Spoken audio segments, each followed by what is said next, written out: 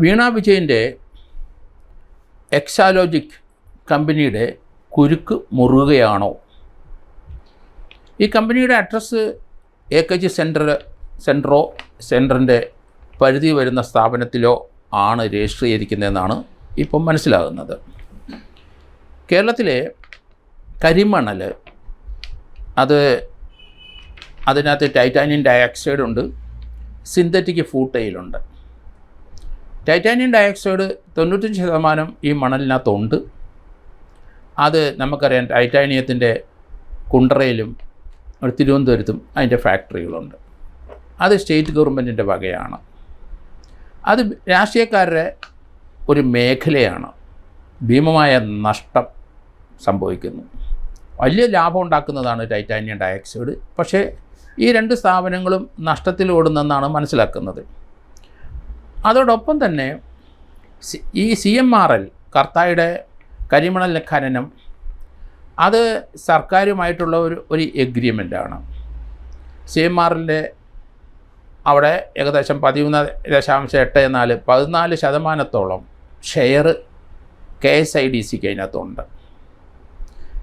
ലോകത്തിലെ ഏറ്റവും വിലപ്പെട്ട ചില വസ്തുക്കളാണ് നമ്മളവിടുന്ന് കടത്തിക്കൊണ്ട് പോകുന്നത്. സിന്തറ്റിക് പൂട്ടയിൽ അതിനകത്ത് അത് പ്രോസ്ലൈൻ പെയിൻ്റ് ഉണ്ടാക്കാൻ, അങ്ങനെയുള്ള ഒരു അസംസ്കൃത വസ്തു ഉണ്ടാക്കാനുള്ള വളരെയധികം സാധനങ്ങൾ ഇതിൽ നിന്ന് ഈ പ്രോഡക്റ്റ് കൊണ്ട് ഉണ്ടാക്കുന്നുണ്ട്, അതിൻ്റെ അകത്ത് ചേർക്കുന്നുണ്ട്. അതുകൊണ്ട് വിദേശ രാജ്യങ്ങളിൽ ഈ കരിമണൽ, നമുക്കിവിടെ റെയറായിട്ട് ലഭിക്കുന്ന ഈ കരിമണൽ മറ്റു രാജ്യങ്ങളിലൊന്നും ഇത് ലഭ്യത കുറവാണ്. ഓസ്ട്രേലിയ അങ്ങനെയുള്ള ചില രാജ്യങ്ങളിൽ ഇതുണ്ട്. എങ്കിലും ആരും ഇത് കടലിൽ നിന്നോ അല്ലെങ്കിൽ കരയിൽ നിന്നോ അല്ലെങ്കിൽ നമ്മുടെ പുഴയിൽ നിന്നോ ലഭിക്കുന്ന തൃക്കുന്നപ്പുഴ, ആറാട്ടുപുഴ ആ ഭാഗങ്ങളിൽ അവിടെ വന്നടിയുന്നതാണ്. അമ്പലപ്പുഴയിലുമുണ്ട്. നമ്മുടെ ആലപ്പുഴയ്ക്ക് പോകുന്ന വഴിക്ക് നമുക്കറിയാം, അവിടുത്തെ ചീപ്പ് പൊക്കുകയും താക്കുകയും ചെയ്ത് അവിടെ വന്ന് ഈ മണൽ അടിയാണ്. കടലിൽ നിന്നും വരുന്നുണ്ടാവും, കുറേ കരയിൽ നിന്നും വരുന്നുണ്ടാവും. അപ്പോൾ ആ മണലാണ് ഇവിടെ കടത്തിക്കൊണ്ട് വന്ന് സർക്കാർ അത് CMRLന് കൊടുക്കുന്നത്. അമിതമായ ലാഭം വന്നു ചേരുന്ന ഒരു കമ്പനിയാണത്. കാരണം വേൾഡിൽ റയറസ്റ്റായിട്ടുള്ള ഈ ഒരു സാധനം ഈസിയായിട്ട് കേരളത്തിൽ നിന്ന് വിറ്റ് പോവുകയാണ്. സർക്കാരിന് 14% അതിനകത്ത് ഷെയറുള്ളൂ. എങ്കിലും കമ്പനിയുടെ CMRLൻ്റെ ഈ ഒരു പ്രോഡക്റ്റ് നിലനിൽക്കാനും യഥേഷ്ടം നിർബാധം ഈ മണൽ അവർക്ക് ലഭിക്കുന്നതിനും എല്ലാ രാഷ്ട്രീയ പാർട്ടികൾക്കും ആർക്കും അവരെ ലാഭത്തിൻ്റെ ഒരു ഷെയർ കൊടുത്തുകൊണ്ടായിരിക്കുന്നത്. അങ്ങനെ എക്സാലോജിക്കിനും അവിടുന്ന് പണം ലഭിച്ചു. വീണ വിജയന് അവിടുന്ന് 1,72,00,000 രൂപ കഴിഞ്ഞ 3 വർഷമായിട്ട് ലഭിച്ചിട്ടുണ്ട്. അതുകൂടാതെ ധാരാളം കമ്പനികൾ ഈ പണം കൈപ്പറ്റുന്നുണ്ട്. രാഷ്ട്രീയ പാർട്ടി നേതാക്കന്മാർ, വ്യക്തികളും കൈപ്പറ്റുന്നുണ്ട്. അതിനകത്ത് 12 പേരുടെ ലിസ്റ്റ് കർത്ത നേരത്തെ ഇൻകം ടാക്സിൻ്റെ ബോർഡ് മുമ്പാകെ ഹാജരാക്കിയിട്ടുമുണ്ട്. അപ്പോൾ ഇവിടെ ഇത്രയും കോടി രൂപ പലർക്കും, പല രാഷ്ട്രീയ നേതാക്കന്മാർക്കും, രാഷ്ട്രീയ പാർട്ടികൾക്കും, വ്യക്തികൾക്കുമൊക്കെ പോയിരിക്കുന്നതിൻ്റെ ടാക്സിൻ്റെ പ്രശ്നമാണ്. അവരുടെ ഇൻകം ടാക്സ് റിട്ടേൺ ഫയൽ ചെയ്യുമ്പോൾ അതിനകത്ത് ഈ സോഴ്സ് ഓഫ് മണി പറഞ്ഞിട്ടുണ്ടോ, അതിൻ്റെ ടാക്സ് ഗവൺമെൻറ്റിന് കിട്ടിയിട്ടുണ്ടോ എന്നുള്ളതാണ് ഇപ്പോഴത്തെ പ്രശ്നം.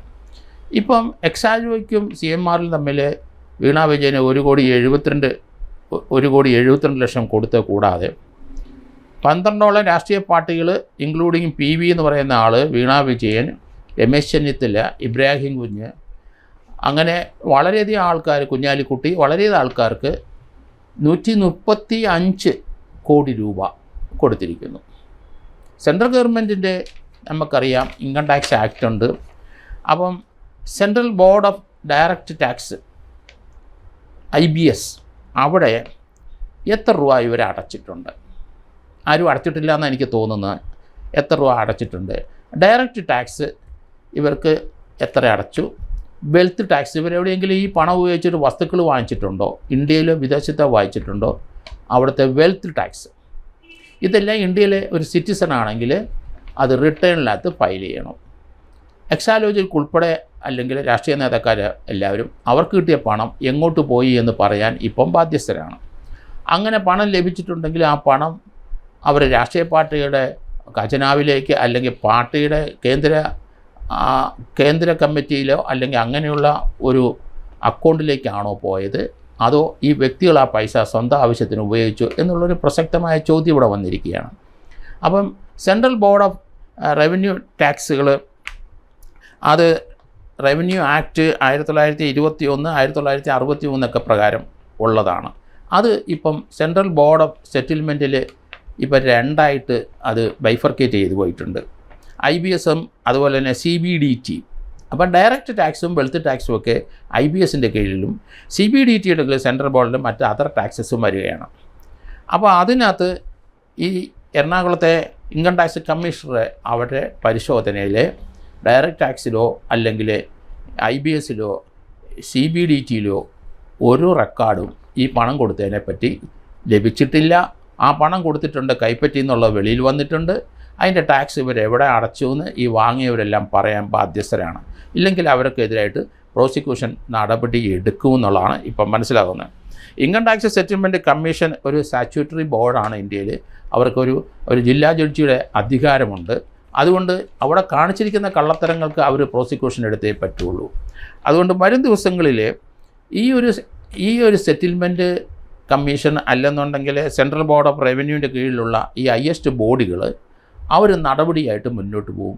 എത്ര രീതിയിലുള്ള പണമാണ് കൈപ്പറ്റിയെന്ന്, അല്ലെങ്കിൽ ഏത് രീതിയിലാണ് പണം കൈപ്പറ്റിയെന്നും, അതിൻ്റെ വോളിയം എത്രയെന്നും, അതിൻ്റെ ടാക്സ് അടച്ചിട്ടുണ്ടോ, അതിൻ്റെ ഇൻകം ടാക്സ് അടച്ചിട്ടുണ്ടോ, അതിൻ്റെ വെൽത്ത് ടാക്സ് അടച്ചിട്ടുണ്ടോ, ഇങ്ങനെയുള്ള കാര്യങ്ങൾ കമ്പനി ഓഫ് രജിസ്ട്രാർ കർണാടകയിലെ അവിടുത്തെ ഹെഡും പോണ്ടിച്ചേരിയിലെ കമ്പനി ഓഫ് രജിസ്ട്രാറും അതുപോലെ ചെന്നൈയിലെ കമ്പനി രജിസ്ട്രാറും 3 പേരും 4 മാസത്തിനകം ഈ വെട്ടിപ്പും തട്ടിപ്പിൻ്റെ കണക്ക് സെൻട്രലിൽ അറിയിക്കണമെന്നാണ് വന്നിരിക്കുന്നത്. അപ്പോൾ അതിനുശേഷം അവർ തീരുമാനിക്കും, ഇവർക്ക് നോട്ടീസ് കൊടുക്കുമായിരിക്കും. വീണ്ടും അവർ സെറ്റിൽമെൻറ്റിനുള്ള ഒരു ബോർഡുണ്ട്, അവിടെ ഇതിൻ്റെ tax, additional tax, wealth tax, പിന്നെ പെനാൽറ്റി എല്ലാം അടയ്ക്കാൻ തയ്യാറായിരുന്നെങ്കിൽ അവർക്ക് നോട്ടീസ് കൊടുത്തിട്ട് മറുപടി കൊടുത്തില്ല, അവരാരും പണം അടച്ചില്ല. അടയ്ക്കാൻ തയ്യാറായിരുന്നെങ്കിൽ ഈ പ്രശ്നത്തിൽ നിന്ന് ഒഴിവാകുമായിരുന്നു. ഇനിയിപ്പം കൂടുതൽ പെനാൽറ്റി വരും. ആ പെനാൽറ്റി വരുമ്പം കോടിക്കണക്കിന് രൂപ അടയ്ക്കേണ്ടി വരും. അതിനുള്ള സാമ്പത്തികം ഇവർക്കുണ്ടോ, വ്യക്തികൾക്കോ അല്ലെങ്കിൽ ആ രാഷ്ട്രീയ പാർട്ടികൾക്കോ നേതാക്കന്മാർക്കോ ഉണ്ടോ ഇല്ലയോ എന്നുള്ളതാണ് ഈ പ്രസക്തമായ ചോദ്യം. മറ്റൊരു കാര്യം, ഈ CMRൽ എക്സാലോജിക്കും തമ്മിലുള്ള ബന്ധം എന്താണ്? ഈ സർവീസ് ഇല്ലാതെ ഒരു കമ്പനിക്ക്, ഒരു ലിമിറ്റഡ് കമ്പനിക്ക് CMRലിന് പണം കടം കൊടുക്കാമോ, അല്ലെങ്കിൽ അവർക്ക് ഫ്രീ ആയിട്ട് പണം കൊടുക്കാമോ? അതൊരു രാഷ്ട്രീയ പാർട്ടിയുടെ ഓർഗനൈസേഷനാണോ? പക്ഷേ AKG സെൻറ്ററിൻ്റെ ക്യാമ്പസിലോ അവിടെ തന്നെയാണ് എക്സാലോജിക്ക് രജിസ്റ്റർ ചെയ്തിരിക്കുന്നതെന്നാണ് ഇപ്പം വന്നിരിക്കുന്നത്. അതിന് ഭീമമായ നഷ്ടം വന്നു കഴിഞ്ഞിട്ട് അതിപ്പം ക്ലോസ് ചെയ്തു എന്നാണ് വരുന്നത്. ഇതിനെ സംബന്ധിക്കുന്ന ഒരു വിജിലൻസ് കേസ് എടുക്കാനായിട്ട് മൂവാറ്റുപുഴ വിജിലൻസ് കോടതി കൊടുത്ത പരാതി കോടതി തള്ളി. അതിനിപ്പോൾ ഹൈക്കോടതി പോയി, ഹൈക്കോടതി അത് നേരത്തെ തള്ളി. പക്ഷേ അതിനൊരു റിവിഷൻ പെറ്റീഷൻ ഇപ്പം ഷോൺ ജോർജ് ഹൈക്കോടതി കൊടുത്തിരിക്കുകയാണ്. ജസ്റ്റിസ് നഗരേഷിൻ്റെ ബെഞ്ചിലാണ്. ഇതിന് പ്രോസിക്യൂഷൻ സാങ്ഷനൊക്കെ വരണമെങ്കിൽ വിജിലൻസ് ആംഗിളിലാണെങ്കിൽ അതിന് സർക്കാരിൻ്റെ പെർമിഷൻ വേണം. പെർമിഷൻ ഇല്ലാതെ ഇതിന് നടപടി എടുക്കാൻ പറ്റുമോ? പക്ഷേ ഇപ്പം വന്നിരിക്കുന്നത് സെൻട്രൽ ഗവൺമെൻറ്റിൻ്റെ നടപടിയാണ്. ആ നടപടിയുടെ റിസൾട്ട് വന്ന ശേഷം മാത്രം അത് CBIക്ക് കൊടുക്കണമോ അല്ലെങ്കിൽ ഏത് ഏജൻസിക്ക് കൊടുക്കണമോ എന്നുള്ള കാര്യത്തിൽ ഒരു തീരുമാനം സെൻട്രൽ ഗവൺമെൻറ് അതിന് ശേഷമേ നടപ്പാക്കുകയുള്ളൂ. അതുകൊണ്ട് ഹൈക്കോടതി ആ ഒരു 4 മാസം കഴിഞ്ഞിട്ട് മാത്രമേ ഇതിനെ സംബന്ധിച്ചൊരു ഫൈനൽ വെർഡിക്റ്റ് ഉണ്ടാകൂ എന്നാണ് ഞാൻ കരുതുന്നത്.